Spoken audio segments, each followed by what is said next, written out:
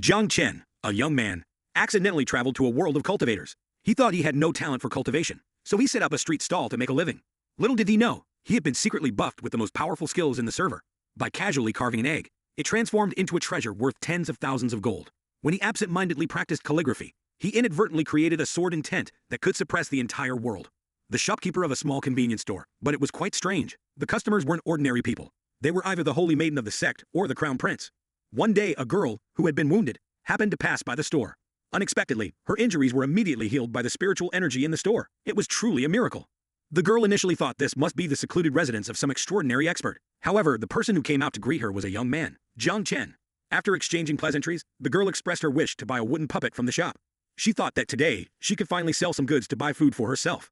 However, she did not have any money on her, so she offered to trade her bracelet instead. Jiang Chen, feeling frustrated, thought to himself, what's the point of wearing such fancy clothes and makeup if you don't even have money? The next day, Jiang Chen decided not to wait in the shop anymore and went to the market to set up his stall. It didn't take long before a young man wearing yellow, accompanied by a servant, came to buy his calligraphy. However, learning from his previous experience, Jiang Chen only accepted cash payments. No more trading. But to his bad luck, neither of the two had any money on them. Jiang Chen was speechless. They didn't have money, yet they still showed off by bringing a servant. It was just like the girl from yesterday. Now he was hungry again. It was really frustrating. At this moment, the servant suddenly reminded the young man in the yellow clothes to check if he had anything on him. Upon hearing his servant's words, the young man immediately hesitated for a moment. He then took out a dagger from his person, intending to use this item to exchange for the painting from Jiang Chen. Although the male protagonist was somewhat reluctant, he ultimately agreed, hoping that the dagger might fetch some money for him to go to the market. Thinking this, he sighed and threw the dagger into the box to take back. Opening the store and encountering customers like this would surely lead to starvation. However, Jiang Chen had no idea that the two customers who had bought his items were not ordinary people. The girl from yesterday was named Mo Yun Wang, whose older sister was the saintess of the Immortal Gate of Ascension dance. The young man in yellow had an elder who was the emperor of the divine dynasty of Dian. The reason they didn't bring money to purchase the items was that, in their eyes, money was merely a worldly possession. The male protagonist would surely be upset if he knew. You may not need it, but I do.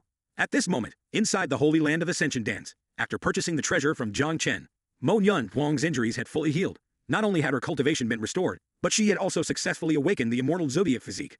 Soon after, a girl in blue entered the Holy Land.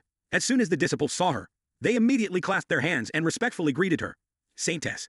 She was Mo Yu Wang, the older sister of Mo Yun Wang, an awakened celestial immortal with extraordinary talents far surpassing all the disciples of the Ascension Dance Gate. Upon entering, Mo Yu Wang immediately asked with concern, Sister, did you kill a middle-aged man half a month ago? He was a disciple of the Bloodpath Taoist, an elder of Tai Yi Holy Land. I heard that his cultivation was extremely profound, rivaling any holy lord of other holy lands.